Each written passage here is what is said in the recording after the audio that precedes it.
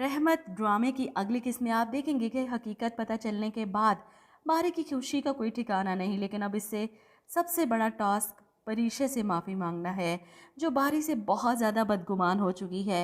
बारी ने इसे इसकी औकात याद दिला दी चंद दिनों में, लेकिन अब बारी को समझ आ चुकी है कि वो परीक्षे से मोहब्बत करता है और मोहब्बत के इजहार से पहले इसे परीक्षे से माफ़ी मांगनी है। सामने बैठी परीक्षे के सामने नज़रें झुकाए झिझकते हुए माजरत करता है अपने रवैयों पर। मैं वाकई बहुत शर्मिंदा हूँ, मुझे आपके साथ ऐसा नहीं करना चाहिए था। सॉरी कहना चाहता हूँ आपसे, लेकिन परीक्षे को इसकी सॉरी नहीं चाहिए। जो कुछ बारी ने इसके साथ किया, इसके बाद वो खुद अपनी लिमिट में रहने लगी है। बारी की किसी अनायत, किसी अच्छाई को खातिर में नहीं ला रही, क्योंकि इसे लगता है कि एक बार फिर से वो बारी सर के साथ फ्री हुई तो फिर वही सब फेस करना पड़ेगा। मज़ीद इंसल्ट बर्दाश्त नहीं कर सकती। लेकिन बारी परीक्षे को राज़ी करने के लिए अब इस प्रोजेक्ट पर दिन रात मेहनत करता है। इवन के ऑफिस टाइमिंग के बाद भी वहीं पर सो जाता है ताकि इस प्रोजेक्ट को जल्द अज जल्द ख़त्म कर सके। परीक्षा अगले दिन सुबह ऑफिस आती है और बारी सर को वहीं सोफे पर सोए देखकर हैरान होती है कि आप यहाँ पर क्यों सोए हैं। जिस पर नींद में सोया जागा बारी उठकर बैठता है और कहता है, आपकी खातिर तो दिन रात काम करूँगा मैं। इस पर परीक्षा हैरान होती है, क्या मतलब सर? बारी फौरन बात बदल देता है, मेरा मतलब कि इस प्रोजेक्ट को जल्दी ख़त्म करने के लिए दिन रात काम करूँगा। दोनों बहुत मेहनत कर रहे हैं और ऐसे में परीक्षा भी खुश है कि फाइनली बारी सर इस प्रोजेक्ट के लिए सीरियस हो चुके हैं। वहीं दूसरी तरफ अनाया परीक्षा के खिलाफ साजिश कर रही है। वो अपने दोस्त से कहती है कि इस लड़की की चंद तस्वीरें खींचनी है। ये सुनकर दोस्त को लगता है ये तस्वीरें किसी गलत इरादे से खिंचवा रही है। वो साफ लफ्ज़ों में कह देता है कि अनाया, मैं कोई किडनैपर नहीं हूँ। जवाब में अनाया कहती है, मैं तुम्हें किसी किडनैपिंग करने को नहीं कह रही, मैं सिर्फ तुम्हें कह रही हूँ कि इसकी कुछ तस्वीरें मुझे चाहिए जिन्हें एडिट करो ऐसे कि बिल्कुल रियल लगे। मैं बारी के सामने इस लड़की का इमेज ख़राब करना चाहती हूँ, इसे बारी की नज़रों से गिराना चाहती हूँ। अनाया इसे पैसों का लालच भी देती है, जिसके बाद इस शख्स ने बात मानकर ऑफिस के बाहर राइड के इंतज़ार में खड़ी परीक्षा की तस्वीरें खींच ली।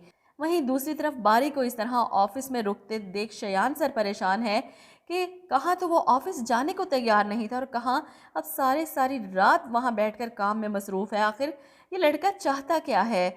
ऐसे में मनाल अपने बाप को समझाती है कि बारी काफ़ी समझदार है, कभी अपने लिए कोई गलत फैसला नहीं करेगा।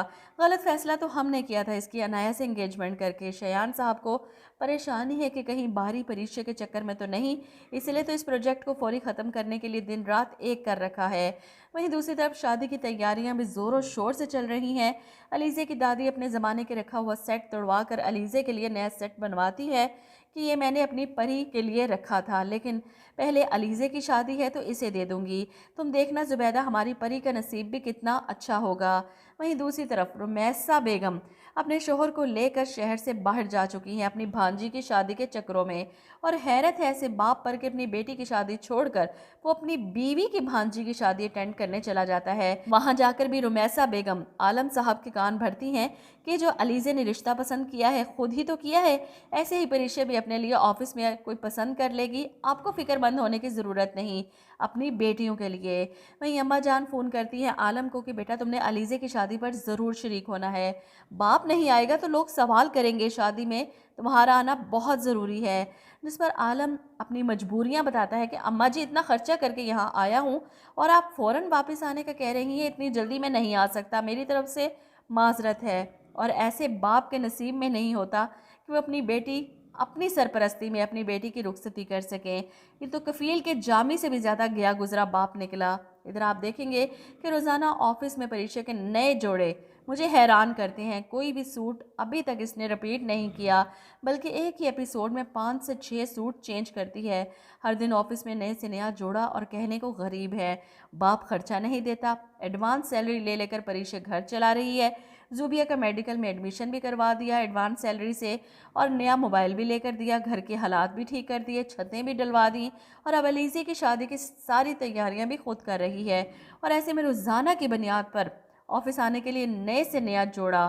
थोड़ा सा तो हकीकत से करीब रहने देते ड्रामे को। खैर, शियान सर के ऑफिस से प्रोजेक्ट की फाइल चेक करवाने के बाद अलीज़े ऊपर बारी के ऑफिस की तरफ आ रही थी, जब बारी से ही टक्कर हो जाती है और वो चीख पड़ती है, क्या बदतमीज़ी है ये। बारी इसकी डांट सुनकर मुस्कुरा देता है कि आज तुम बिल्कुल वैसी वाली परीक्षा लगी हो जिससे पहली बार मेरी मुलाकात हुई थी। बारी के इस वालिहाना अंदाज पर परीशे कुछ कहते कहते चुप कर जाती है। हैरत से बारी को देखती है। मुझे लगता है कि अब बारी को इजहार कर देना चाहिए, इससे पहले कि अनाया कोई घटिया चाल चले परीशे के खिलाफ।